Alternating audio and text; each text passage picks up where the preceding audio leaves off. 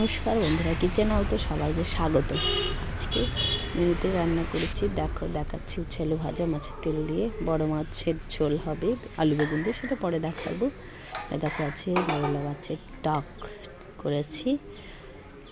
এবারে করবো আলুটা দিয়ে দিচ্ছি, নিয়েছি। এরপরে বেগুনটা ভাজবো।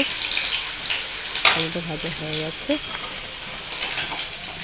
এবার একটা করে তুলে নেব।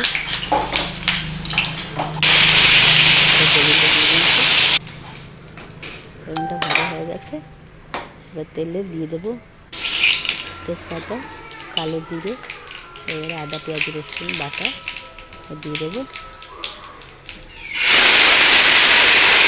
পরে